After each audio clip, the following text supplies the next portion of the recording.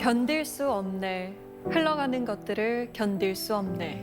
사람의 일들, 변화와 아픔들을 견딜 수 없네. 있다가 없는 것, 보이다 안 보이는 것, 견딜 수 없네. 시간을 견딜 수 없네. 시간의 모든 흔적들, 그림자들, 견딜 수 없네. 모든 흔적은 상황이니 흐르고 변하는 것들이여, 아프고 아픈 것들이여. 정현종 시인의 견딜 수 없네라는 시로 오늘 문을 열어봤습니다. 오늘 이야기를 들려주실 분이 특별히 꼽아준 시인데요. 특히 흔적이라는 단어에 주목했습니다. 흔적이란 어떤 일이 일어나거나 누군가가 지나간 뒤에 남는 자국을 말하죠. 과연 어떤 흔적에 대한 이야기일까요? 김동훈 작가와 지금 함께합니다.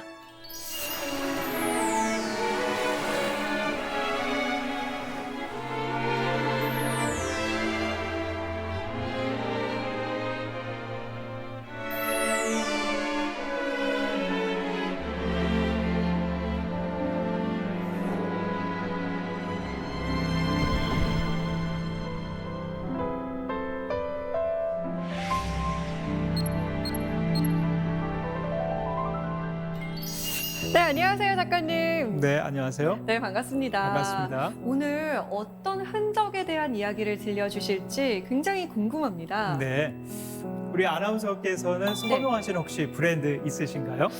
있습니다.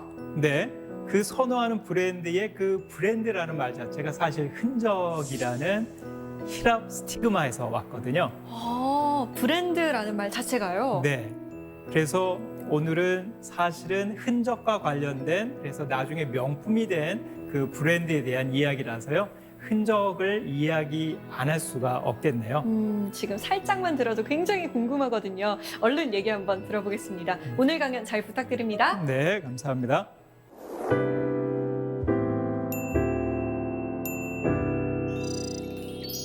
네, 오늘은 브랜드의 인문학적 정신에 대해서 한번 살펴보도록 하겠습니다. 저마다 좋아하거나 또 선호하는 브랜드가 분명히 있을 것입니다. 거기에는 사실 우리가 잘은 모르지만 무의식 속에 있는 어떠한 욕망이 작용을 하고 있습니다. 그런 면에서 볼 때 욕망은 억누르고 억제해야 될 그러한 좀 부정적인 차원의 것만은 아니겠죠. 왜냐하면 내 속에 있는 무의식 속에서 그것을 향하는 나의 마음의 결을 알아갈 수 있는 하나의 도구가 될 수 있기 때문입니다. 그래서 오늘은 여러 브랜드가 있지만 그중에서 내가 선호하는 브랜드를 우리 한번 생각을 해보면서 그 속에 있는 또 나의 욕망의 그 마음의 결은 무엇인지 한번 살펴보는 그러한 시간을 갖도록 하겠습니다. 우리 처음 시간에 우리 아나운서님께서 시를 하나 낭송해 주셨는데요. 거기에 보니까 견딜 수 없네, 시간을 견딜 수 없네. 근데 그 시간을 왜 견딜 수 없냐면 시간의 흔적들, 그림자들을 견딜 수 없다라고 이야기를 합니다. 그 시의 말미에 보면 아프고 아픈 것들이여 라고 이야기를 하거든요. 왜 그 흔적이 우리에게는 싫은가, 또는 그 흔적이 우리에게 있어서 정말 마음 열어놓고 좋아할 만한 것이 안 되는가, 상처 때문이거든요. 시간이 가면 갈수록, 그리고 우리가 나이를 한 살이라도 더 먹으면 먹을수록 그러한 상처의 흔적들, 곧 상흔이 우리에게 남아 있습니다. 그런데 재미있는 사실은요, 이 흔적이라고 할 때 이 흔적이 바로 브랜드랑 동일한 어원을 갖고 있다는 사실입니다. 브랜드의 고대 그리스어는 스티그마라는 뜻입니다. 스티그마는 흔적 또는 자국인데요. 칼끝으로 긁어내거나 또는 뾰족한 바늘로 그 무엇인가를 찍어서 난 자국, 점, 흔적, 이런 것을 스티그마, 영어로 해서 브랜드라고 이야기를 했습니다. 그러면 이러한 흔적을 누구에게 주었던가? 대표적인 직종이 고대 그리스에 있었던 신전 사제들의 표시에 이 스티그마가 있었다고 합니다. 문신을 새겨서 나는 사제다라는 표시를 냈고요. 그 다음에 군인들에게, 전사들에게 이 문신을 새겨서 스티그마로 자신이 어떤 소속이고 어디를 위해서 일한다라는 어떤 자부심을 갖도록 했었습니다.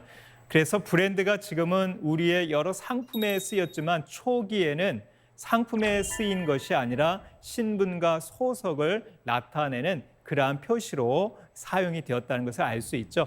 그리고 나서 이제 이게 소유에도 표시를 하게 되었는데요. 특히 가축을 기르면서 야, 저거는 어느 집안 가축이야 라고 알 수 있도록 하기 위해서요. 그 가축에 불로 지진 쇠붙이로 무엇인가 로고를 새기게 됩니다. 이러한 일들이 고대부터 있어서요. 소유를 나타내는 일에 브랜드가 사용이 되었습니다. 이렇듯 브랜드가 신분과 소속 그리고 이제 소유를 나타내게 되었습니다. 기원전 490년경에 페르시아라는 나라가 있었는데요. 거기에 다리우스 1세라는 왕이 있었습니다. 그 다리우스 1세를 반대하는 그러한 사람들이 있었거든요. 근데 이 사람이 자신이 반대하는 이 의견을 가지고 반란을 선동하기 위한 메시지를 전달해야 되는데 그걸 전달할 수 있는 방법이 없었습니다. 왜냐하면 모든 경계가 길목마다 삼엄하게 되어 있었기 때문에 도저히 어떠한 메시지를 전달을 하지 못하는 그러한 상황이었거든요. 그런데 꼭 이 반란을 선동을 해야 되겠다라는 생각을 합니다. 그래서 이 사람이 숙고를 해내서 얻어낸 그런 한 가지 방법이 있었습니다. 그게 바로 노예를 불러놓고 노예의 머리를 빡빡 깎게 합니다. 그런 다음에 그 머리 피부에다가 반란 선동할 수 있는 내용과 언제 어떻게 무엇을 할지에 대한 내용을 다 새겨놨습니다. 말하자면 메시지를 그 머리에다가 새겨놓은 것이죠.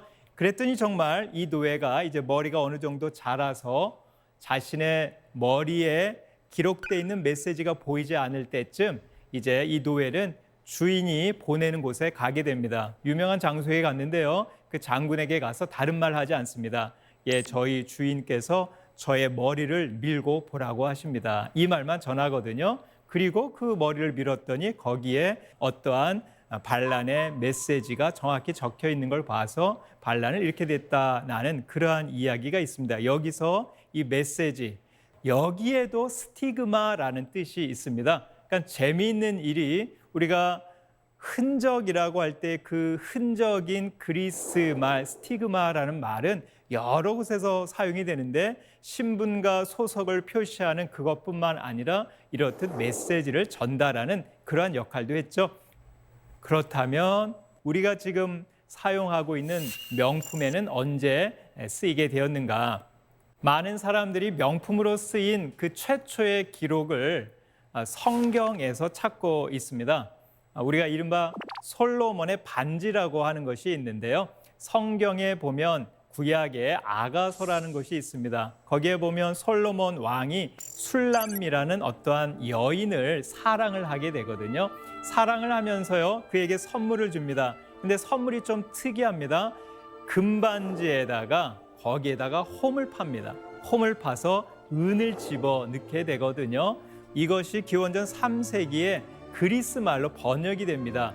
스티그마, 다시 말해서 금반지에 은을 새겨 넣어서 술람미 여인에게 주었고 그것을 대단한 기쁨으로 많은 사람들이 느끼게 되었다.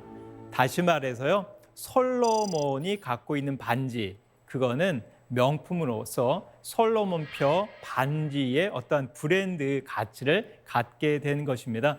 그래서 그 이후로 많은 브랜드가 이제 명품으로 등극을 하게 되는데요. 그러면 오늘날뿐만 아니라 이러한 역사적인 전개 과정을 거쳐서 사람들이 브랜드를 통해서 알고자 하는 것, 얻고자 하는 것, 발견하고자 하는 것, 찾으려고 하는 것은 과연 무엇일까?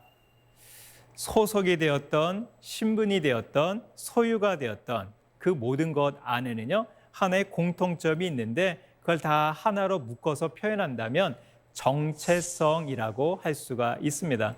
내가 어떠한 브랜드를 선호하고 그 브랜드를 즐겨 가지고 다닌다.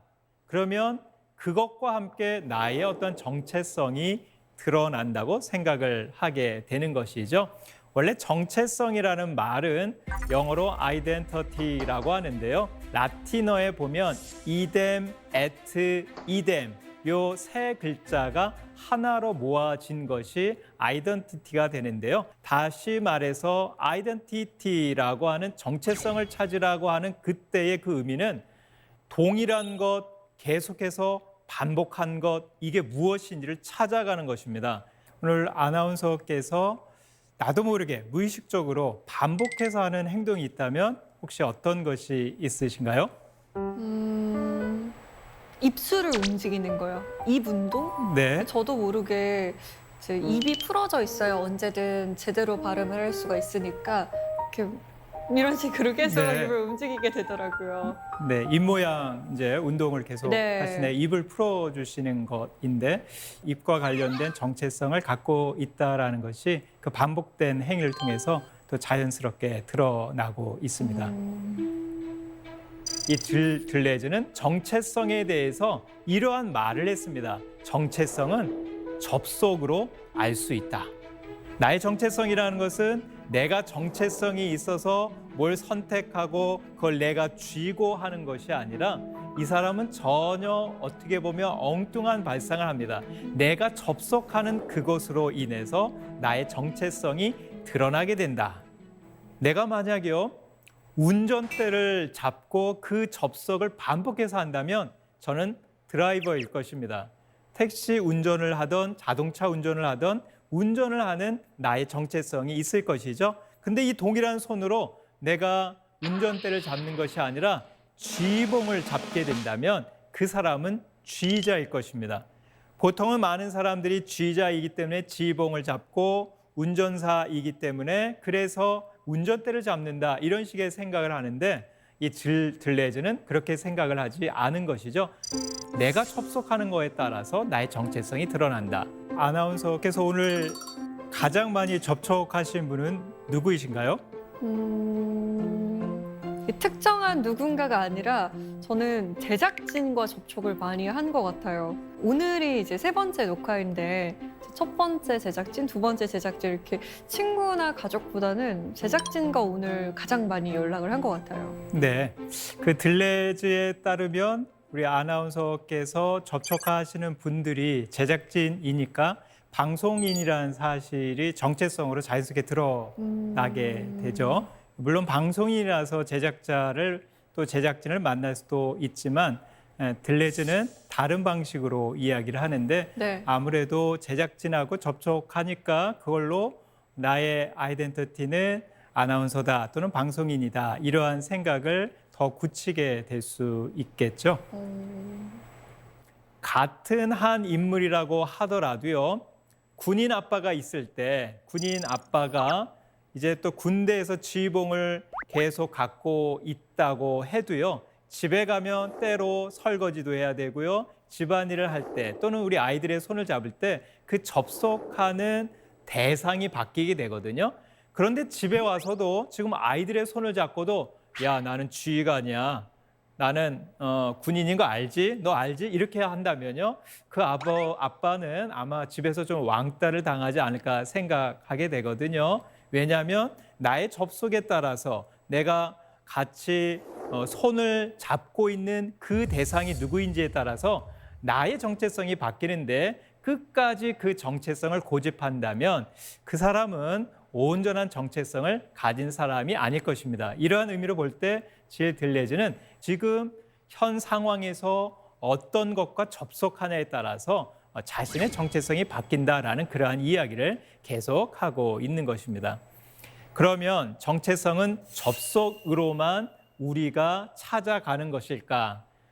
들레즈는요 또 하나 재미있는 말을 하게 됩니다. 그건 뭐냐면 무의식은 의미에 대해서는 문제를 제기하지 않고 오히려 우리에게 항상 사용에 대한 문제만을 제기한다 이렇게 얘기했거든요. 딴 말로 얘기하면 내가 의미를 가지고 내가 이거 사용해야지 그래 내가 저거 사용해야지 이런 의미를 넣어서 사용하는 것이 아니라 무의식 중에 자기도 모르는 중에 그냥 사용한다는 것입니다.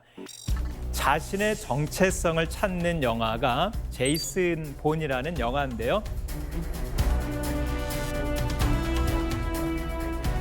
본이라는 이 주인공이 나오는데요. 이 사람 기억상실증이 걸려서 자기가 특수요원이라는 걸 모릅니다. 그런데 누군가 자기를 공격해 오면 그 반사신경이 예사롭지 않거든요. 무술 실력이 정말 대단합니다. 운전대를 잡으면 그냥 평범하게 운전하는 것이 아니라 이 영화의 아주 재밌는 볼거리가 이 자동차 이 경주 씬인데요.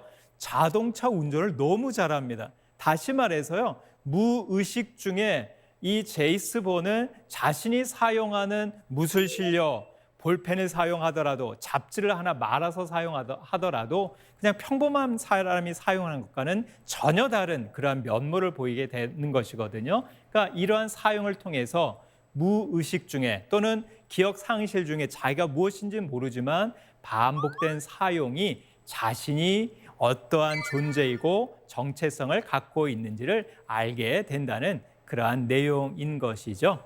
그리고요, 질 들레즈는 이러한 무의식 속에 있는 이것을 다른 말로 표현을 하고 있는데 그걸 바로 잠재력이다 이렇게 표현을 하고 있습니다.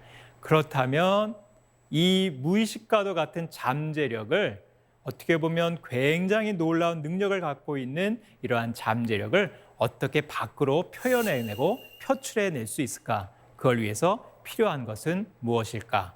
보통 부모님들이요, 초등학교 4학년까지는 자신의 자녀들이 다 천재라고 생각한다고 합니다. 그런데 이제 5학년 되고 6학년 되면서부터는 이상하게 틀에 갇혀져 있고 고정관념에 빠져 있어서 무엇인가 자꾸 새로운 생각, 창의적인 생각을 전달하는 것이 아니라 다른 사람이 했던 말, 부모님이 했던 말, 선생님이 했던 말만 이야기를 한다고 하더라고요. 이것은 잠재력 속에 있는 더 다양한 많은 생각들이 나오는 것이 아니라 이제 틀 지어진 사고가 나타나기 때문인데요. 그것에 대한 원인을 이 질 들레즈나 아리스토텔레스에게서 찾는다면 감각 자극이 무엇인가 좀 적게 작용을 하기 때문에 생기는 것입니다. 잠재력이 우리에게는 누구나 다 있습니다. 적어도 초등학교 4학년 때까지의 그 잠재력, 이것이 불을 붙여서 추동을 일으켜 정말 많은 식의 어떤 현실적으로 드러날 수 있는 방법이 필요하다고 할 때 그 방법은 감각 자극인 것이죠. 감각 자극이 나한테 있을 때 우리는 계속해서 더 적극적으로 창의적인 사고, 창의적인 일을 할 수가 있는 것입니다.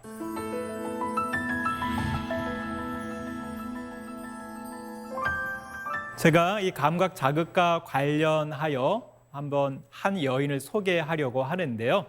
이 여인은 10년 동안 영국 귀족 보이 카펠이라는 남성과 연애를 했던 여인이었습니다. 그런데 그 10년 동안 사귀었던 이 애인이 그만 자동차 사고로 죽게 됩니다.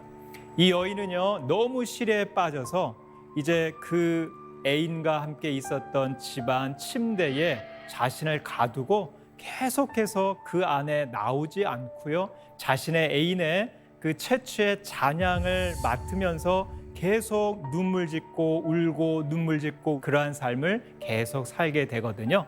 그런데 희한한 일입니다. 자신이 어렸을 때 맡았던 이상한 냄새들이 하나씩 자기의 마음속에서 나오는 것이었습니다. 원래 이 여인은요, 어릴 때의 삶이 그렇게 화려하거나 사람들에게 드러낼 정도로 좋은 삶이 아니었습니다. 왜냐하면 고아원에서 자랐기 때문입니다. 이 여인이 12살 되었을 때 어머니가 폐병으로 돌아가시게 됩니다. 그리고 떠돌이 생활을 하던 아버지는 이 아이를 키울 생각을 하지 않고 고아원에 버려두게 됩니다. 그래서요, 자신이 어릴 때 고아로 생활했던 이것만큼은 정말 감추고 싶은 그러한 자신의 뼈아픈 그러한 추억들이고 상처의 흔적들이었습니다.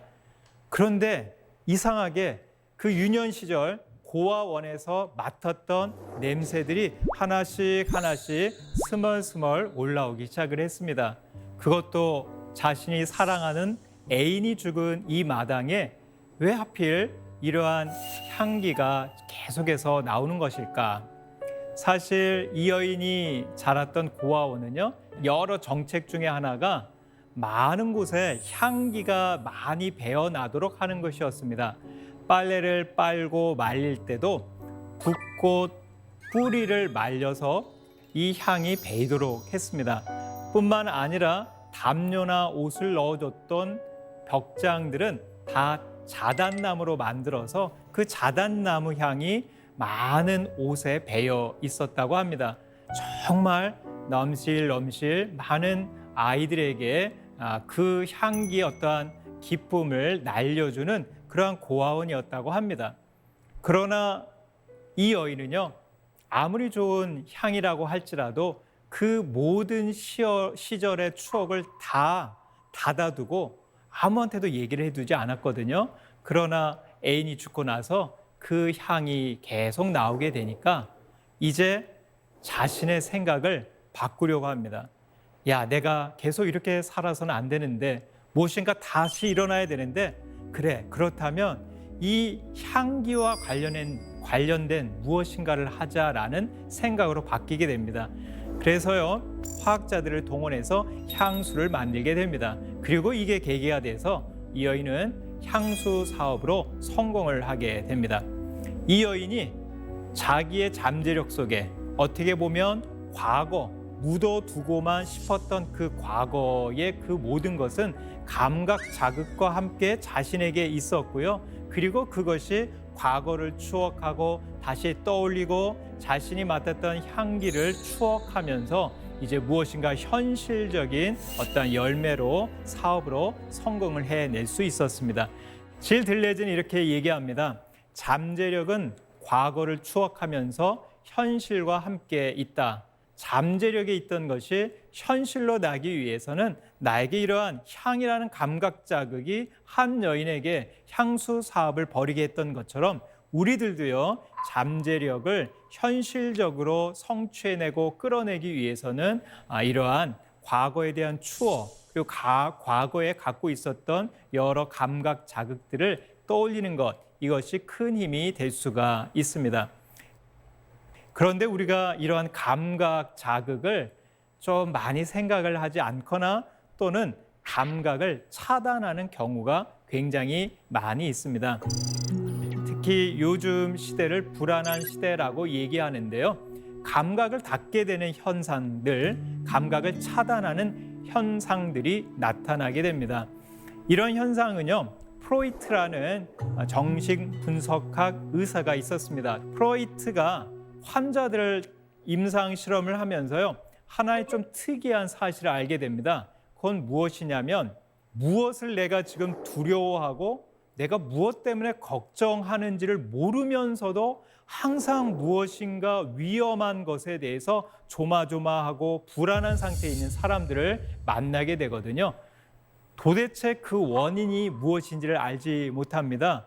그리고 프로이트는 이 불안과 상대적으로 내가 두려워하고 걱정하는 대상을 아는 것이 있는데 그거에 대해서 이름을 붙이게 됩니다. 그걸 공포라고 합니다. 그러니까 공포라는 것은 내가 두려워하고 내가 왜 스트레스를 받는지를 아는 대상이 있을 때 이걸 공포라고 하거든요. 그런데 많은 사람들이 이 공포만 있는 것이 아니라 내가 지금 무엇 때문에 두려워하고 무엇 때문에 힘들고 무엇 때문에 스트레스 받는지 알지 못하는 그러한 상황도 있다고 얘기합니다. 이게 이제 바로 불안이거든요. 프로이트는요, 열심히 연구를 하면서 왜 이러한 현상이 일어날까 연구를 거듭한 끝에 하나의 결론을 얻게 되었습니다. 그게 바로 경악 또는 충격적인 어떠한 사건을 겪고 난 다음에 불안이라는 심리가 사람에게 늘 있다는 사실입니다. 이 충격 경악이라는 것은요, 위험을 대비하지 않은 상태에서 갑자기 위험에 빠질 때거든요. 갑작스럽게 자동차 사고를 당했어요. 전혀 준비를 하지 못한 사이에 하다가 사고를 당하게 되면 그 다음부터는요, 알지도 못하면서 내가 무엇 때문에 힘들어하고 두려워하는지 알지도 못하면서 항상 긴장하고 불안한 상태가 생긴다는 것이죠. 하나의 충격적인 사건이 이 사람에게 긴장하게 만든다는 것입니다. 그러면 이렇게 불안하면 결국 나의 감각을 닫아두게 됩니다. 감각을 차단하게 됩니다. 그래서 밖에서 들리는 새소리, 물소리, 내가 보이는 하늘의 그 맑은 청색으로의 변화, 이런저런 여러 가지 우리의 감각을 열어두고 감각을 자극해야 될 요소들이 많이 있는데 그걸 다 차단시키고 있는 것이죠. 하나 재미있는 사실은요. 발터 베냐민이라고 하는 독일의 철학자이면서 문해 비평가가 있는데요. 이분이 이러한 얘기를 했습니다. 1차 대전을 겪고 난 많은 자신의 친구들이 전장에서 돌아왔는데 그들은 경험이 거의 없는 상태로 더 깊은 침묵 속에 빠져들었다, 이 이야기를 하거든요. 이때 기계전이 얼마나 끔찍했는지요. 연발 총이 이때 이 전쟁에서 실제로 배치가 되게 되었는데요. 1분에 1,500발을 쏠 수 있다고 합니다. 그러니까는 이전의 전쟁 방식은 한 사람을 향해서 한 사람을 죽이는, 그래서 그 사람 죽어갈 때 어떤 얼굴이고 표정인지를 아는데 이젠 그게 아닙니다. 일대 다로 무차별적인 공격이 쫙 진행이 되는 것이죠. 또 이때 기계전의 대표적인 것이 전차가 나타나게 되거든요. 이 전차, 그 뚫을 수 없는 딱딱한 전차, 이 전차가 쏘는 포들로 인해서 사람들이 죽어갑니다. 또 비행기가요, 공중 폭격을 하게 됩니다. 많은 사람들이 너무 끔찍한 것을 겪고 나서는 이제 고향에 돌아와서는요, 전쟁의 경험을 얘기하지 않는 거예요. 경험을 안 한 것이 아니죠. 경험을 했는데 그 참호 밑에서 귀를 막고 눈을 감고 그 모든 소리를 안 들으려고 모든 감각을 차단한 노력 끝에 이 사람들은 전쟁을 겪고 왔는데도 이제 더 이상 할 얘기가 없는 것입니다. 그 전의 전쟁은 우리 그 돈키호테를 통해서 볼 때도 무용담을 이야기하는, 어떻게 보면 그걸로 이 자부심을 갖는, 나는 전쟁에 참여해서 이런 경험을 많이 했어. 항상 이런 식의 이야기들이 많이 있었거든요. 그러나 1차 대전 이후에는요, 너무 끔찍한 충격을 겪고 나서 이제 사람들이 무엇인가 이야기를 하지 않는 그 현상을 발터 베냐민이 보게 된 것이죠. 이건 아까 프로이트가 얘기했던 것처럼 충격을 겪고 나서 자신이 내가 왜 그러지? 대상을 알지도 못하는데 그 다음부터 감각을 닫아두고 차단했던 모든 것이 삶의 모든 면에 나타나게 되는 것입니다. 감각이 차단된 것입니다. 근데 감각이 우리도요, 회복된다고 할 때요, 사람이 아프고 병들고 그럴 때는 입맛도 다 잃게 되거든요. 그런데 아프고 이제 몸이 좀 좋아졌다 싶으면 입맛부터 살아납니다. 그저 맵고 짰던 음식이었는데 불현듯 그 세밀한 맛까지 느껴진다면 이게 바로 우리의 몸이 회복되는 것입니다. 이 몸의 회복은 결국은 감각의 회복과 무엇인가 일맥상통하는 면이 있다는 것을 알 수가 있습니다. 감각을 차단하지 않는 것 필요한 것이죠. 그래야 우리의 이 불안, 그걸로 인해서 닫혀진 감각이 무엇인가 극복될 수 있고요. 그걸 통해서 잠재력 속에 있었던 것을 현실화시킬 수 있는 놀라운 능력을 끌어낼 수 있습니다. 그런데 여기서 또 하나 문제가 있습니다. 감각이 좋다고 하니까 감각을 계속해서 열어놓는데 그 열어놓는 것이 너무 과잉으로 가다 보면 그걸로 인해서 또 문제가 생길 수가 있습니다. 사람들은요, 내가 하나의 감각이 열리면 그 감각으로 만족하는 것이 아니라 그거보다 좀 더 센 감각, 더 나은 감각을 향해 가려는 그런 욕망이 인간에게 다 있거든요. 이것과 관련된 것이 우리 고대 그리스 신화에 나오는 세이렌 신화에서 나옵니다.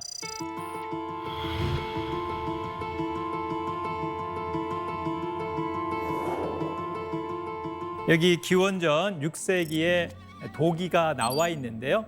여기에 보면 얼굴은 여인의 얼굴입니다. 그리고 몸이 새의 모습을 하고 있거든요. 그래서 뭐 한자로 표현한다면 반인 반조 정도 되겠네요. 새 조자를 써서요. 세이렌 신화가 그리스 신화에서는요, 오디세이아라는 호메로스가 지은 서사시에 오디세우스를 유혹하는 것으로 나타나고 있습니다. 어떻게 유혹을 하느냐? 노래를 부르죠. 그래서 세일엔 두 자매가 노래하는 그 해안가로 오디세우스 일행이 배를 타고 갈 때 유혹을 합니다. 많은 사람들이 그 유혹을 듣고 이전의 사람들이 그 배를 섬에 닿게 했다가 이제 다 죽어가는 그런 일들이 있었거든요. 오디세우스는 이것을 이제 알고요, 자신을 방어할 수 있는 수단을 하나 세워뒀습니다. 이 그림에 보면 존 윌리엄 워터하우스가 그린 그림인데요. 세이렌과 오디세우스라는 아주 유명한 그림인데, 세이렌이 새의 모습을 하고 있죠. 아름다운 여인의 얼굴과 새의 모습을 하고 있습니다. 오디세우스가 꾀를 하나 부렸습니다. 어떻게 부리느냐? 그 노래 들으면 감각 과잉에 빠져서 끌려갈지 모르기 때문에 돛대에 자신을 묶어두게 되거든요. 자신의 부하들은 다, 우리 오디세이아 보면 밀랍으로 길을 막았다. 이 그림에서는 붕대도 다 칭칭 맸습니다. 그래서 아무 소리도 듣지 못하게 합니다. 그러니까 세이렌이 아무리 유혹하는 노래를 불러도 들어갈 수가 없는 것이거든요. 그런데요, 오디세우스는요, 그 노래를 듣고 싶었습니다. 그래서 돛대에 자기를 밧줄로 꽁꽁 묶게 하고 자기 귀에는 밀랍을 넣지 않고 소리를 그대로 다 들을 수 있도록 그렇게 놔두게 됩니다. 그리고 정말 세이렌이 노래하는 그 해안가를 항해하게 됩니다. 다른 부하들은 듣지 않아서 그렇지 않았는데, 이 노래를 들은 오디세우스가 이제 점점 눈이 뒤집히고 황홀경에 빠지면서 이 돛대에 묶여져 있는 밧줄을 끊으려고 합니다. 그러나 이미 자신이 이렇게 행동할 것을 알고 자기 부하 2명에게 내가 가다가 그 노래를 듣고 끊어버리려고 한다면, 돛대에서 풀어달라고 한다면 더 자신을 밧줄로 꽁꽁 동여 매달라고 부탁을 하고 가게 되거든요. 그래서 결국은 여기를 그냥 지나가게 됩니다. 이때 이 감각이 무엇일까? 오디세이아가 서사시로 알려져 있기 때문에 음악이 무엇인지 선율은 알 수가 없어요. 그 가사만 이야기되고 있는데, 이 세이렌 자매가 이렇게 얘기합니다. 여기로 오십시오. 배를 여기에 닿게 하고 우리들의 음성을 들으십시오.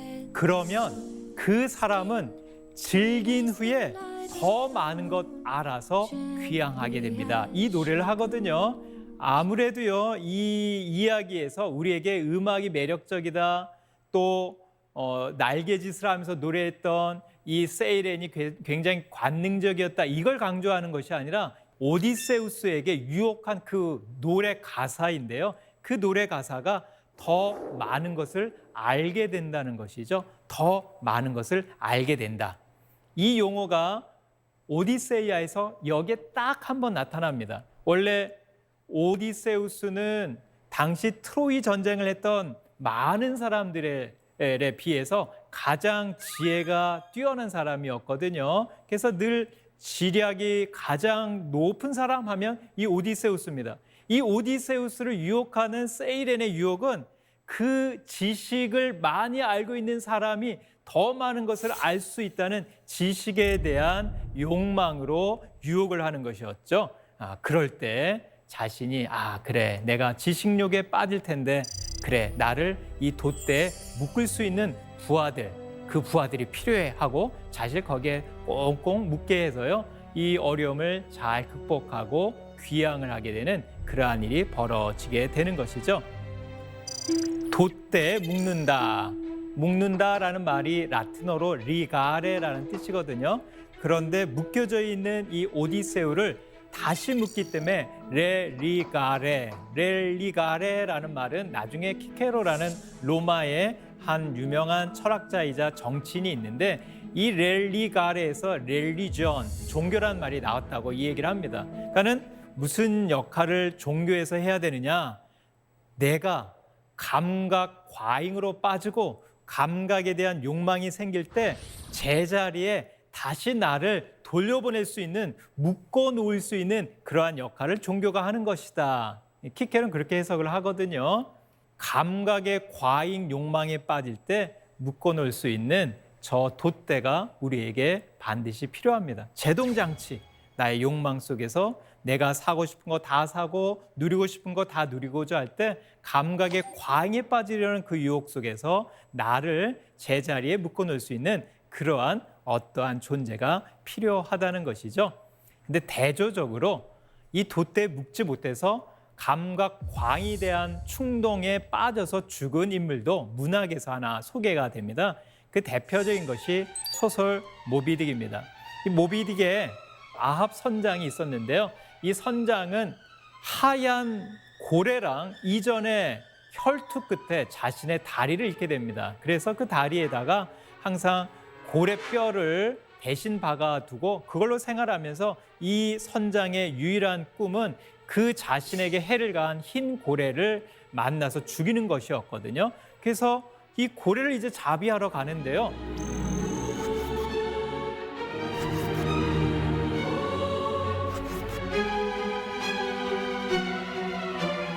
고래를 어느 정도 잡고는 더 이상 그 해를 가하지 못하고 잘못하면 자신이 죽을 수밖에 없는 그런 상황에 빠지면서 많은 사람들이 그러한 일을 하지 못하게 하거든요. 오 선장님, 오 선장이요, 오 캡틴, 오 마이 캡틴 하면서 막는 그러한 일들이 모비딕에 계속 소개가 되는데 이때 아합 선장이 얘기합니다.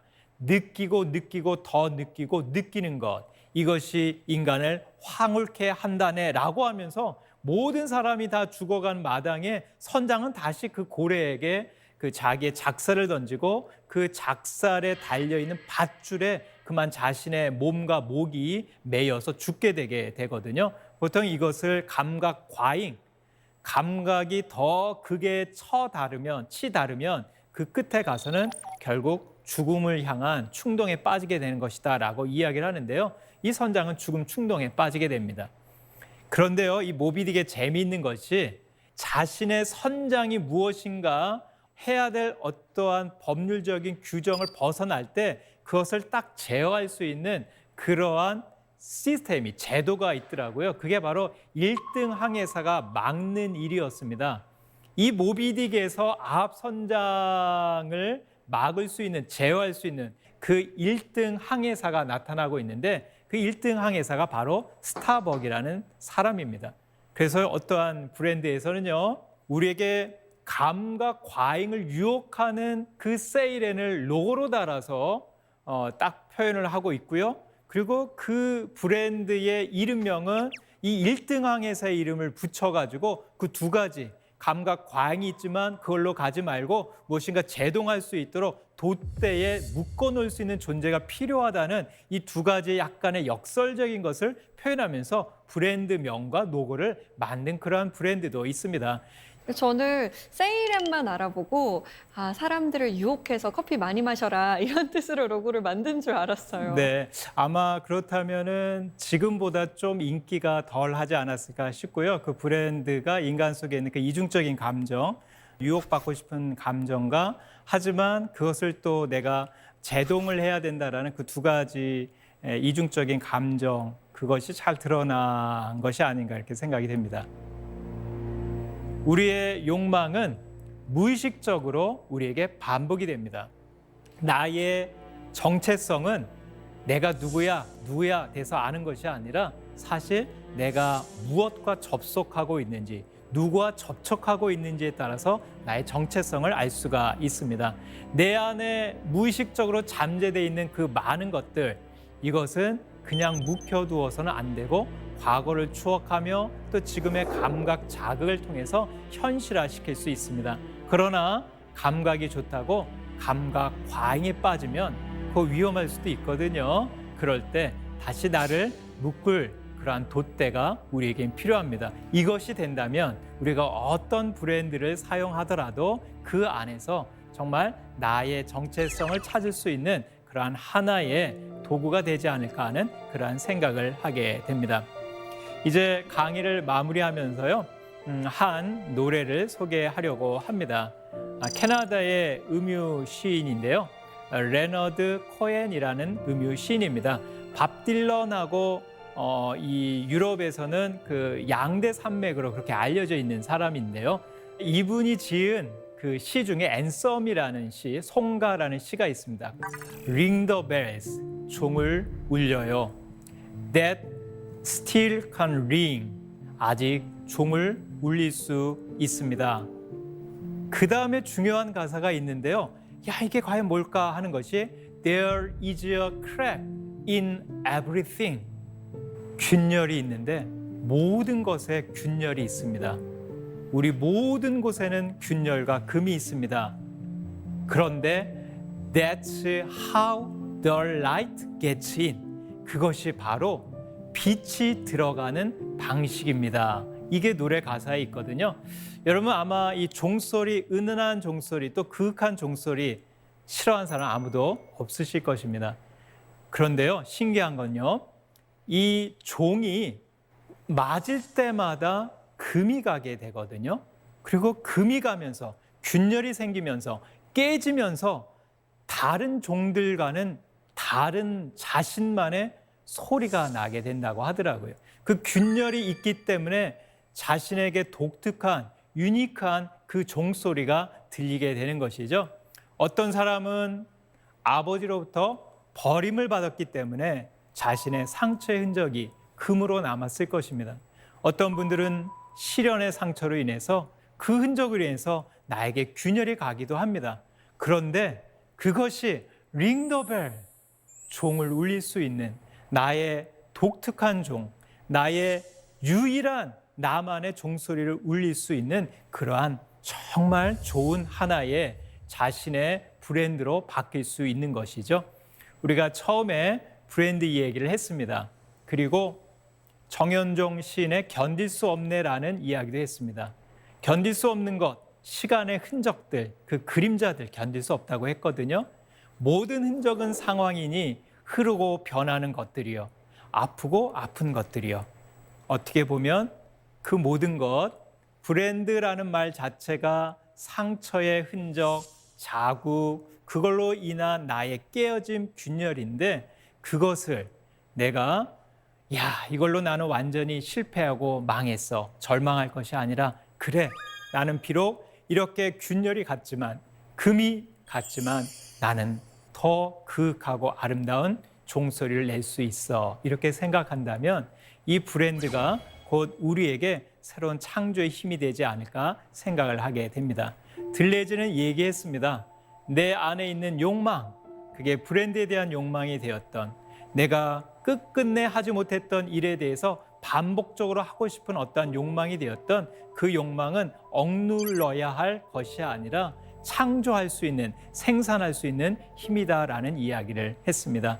오늘 강의에 있었던 여러 가지 것, 그중에서 내가 나의 감각을 잘 회복하여서 어떤 것과 접속하고 반복적으로 내가 무엇을 추구하는지를 잘 살펴보시면서요, 그것을 통해서 나를 하나씩 하나씩 만들어가는 그러한 여러분들 되었으면 좋겠습니다. 그렇다면 곧 나중에 이 브랜드가 좋아 저 브랜드가 좋아가 아니라 상처났던 나, 그렇지만 내가 곧 브랜드야 라고 나에 대해서 당당하게 이야기할 수 있을 것 같습니다.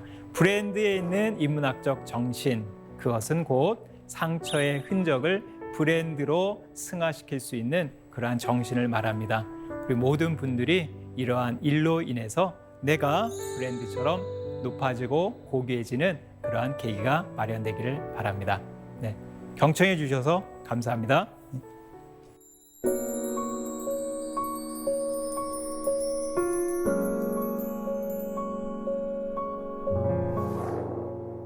네, 강연 잘 들었습니다. 네, 감사합니다. 네, 강연을 듣고 나니까 나라는 브랜드, 강다솜이라는 브랜드에 대해서 한번 생각해 보게 되더라고요. 네, 그 모든 사람들이 다 동일한 사람일 수는 없거든요. 그래서 우리 아나운서께서 강다솜이라는 그 이름으로 네. 아주 독특한 본인만의 그 브랜드를 계속 만들어 가시면 좋겠다는 생각 저도 들고요. 또 같이 후원하도록 하겠습니다. 감사합니다. 네.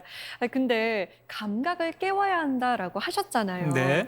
특별한 방법이 있을까요? 사실 저도 감각을 늘 닫고 사는 것 같거든요. 네. 감각을 깨운다라고 할 때 그 모리스가 얘기했던 것이 우리에게 좀 중요하지 않나 생각을 합니다. 우선은 자연과 장인과 복고에 대한 이야기를 했는데요. 네. 자연을 좀 많이 접하게 되면 아무래도 다른 사람들보다는 그 새소리, 또 꽃내음, 또한 여러 자연과 나의 감각이 뭔가 이렇게 커질 수 있는 그러한 비결이 있다고 생각을 하거든요. 제가 언젠가 그 프랑스에서 학생들이 교육받는 장면을 봤습니다. 네. 거기 봤더니 우리나라의 고등학교 정도 나이 학생들인데요. 어떤 수업을 하나 하고 봤습니다. 과학인데 네. 우리는 고등학교 과학 정도 되면 굉장히 무엇인가 외우느라고 바쁠 때잖아요. 그럼요. 그런데 거기선 보니까는 들판으로 나가게 한 다음에 나뭇잎을 다 따게 하더라고요. 네. 그 학생들이 한 25명밖에 안 되는데 나뭇잎을 따서는 딱 기다리고 있습니다. 그래서 선생님이 이제 얘기를 합니다. 네. 냄새 한번 맡아봐. 그러니까요. 네. 그 25명이 냄새를 맡고 이제 한 명에게 선생님이 질문을 하는데 무슨 냄새가 나니? 근데 25명이 표현하는 냄새가 다 다르더라고요. 그러니까는 과학 시간인데 굉장히 그 감각에 의존하면서 깨우는 그러한 수업이었던 것이죠. 자연과 우리가 친하게 버타면서 그 속에서 여러 가지 감각이 저절로 나오지 않나 이런 생각을 하게 되고요. 뿐만 아니라 복고주의라고 할 때 복고주의라는 것은 내가 과거에 어떤 일이 있었기 때문에 내가 그 과거 좋아해 이게 아니라 나보다 앞선 세대가 지나쳤던 그 시대를 그 후 세대가 다시 좋아하는 거거든요. 네. 그게 복고주의인데 지금 복고주의라는 것은 약간 무의식적인 차원에서 대중에게 문화로 나타나는 것 같아요. 맞아요. 그래서 뭐뭐년, 뭐뭐하라 뭐 이러한 시리즈 자체도 다 복고주의와 관련이 돼 있는데요. 그렇다는 것은 지금의 어떠한 그 불안 때문에 닫혀져 있는 감각, 지금 시대보다는 조금 더 자유롭게 열려졌던 그 감각을 내 스스로 추구하고 원하는 그러한 것이 있다고 생각하거든요. 네. 그래서 감각을 깨우기 위해서 자연, 그다음에 장인, 복고에 대해서 우리가 좀 더 열려 있는 마음으로 접근을 하면 어떨까 이런 생각하게 됩니다. 자연, 장인, 복고 이 세 가지는 꼭 기억해 둬야겠네요. 네. 오늘 강연 잘 들었습니다. 고맙습니다. 네, 감사합니다.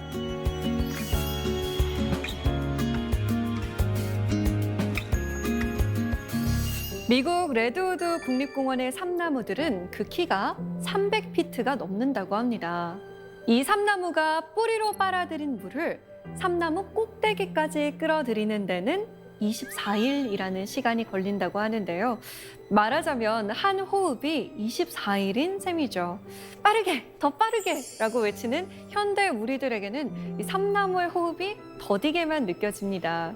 하지만 2000년을 산다는 삼나무 입장에서는 급할 것이 하나도 없겠죠. 천천히, 무던히 자신의 속도에 맞춰서 살아가는 것일 테니 말입니다. 삼나무의 호흡이 새삼 부러워집니다. 사세기 공동체 스미다. 저희는 다음 시간에 찾아오겠습니다.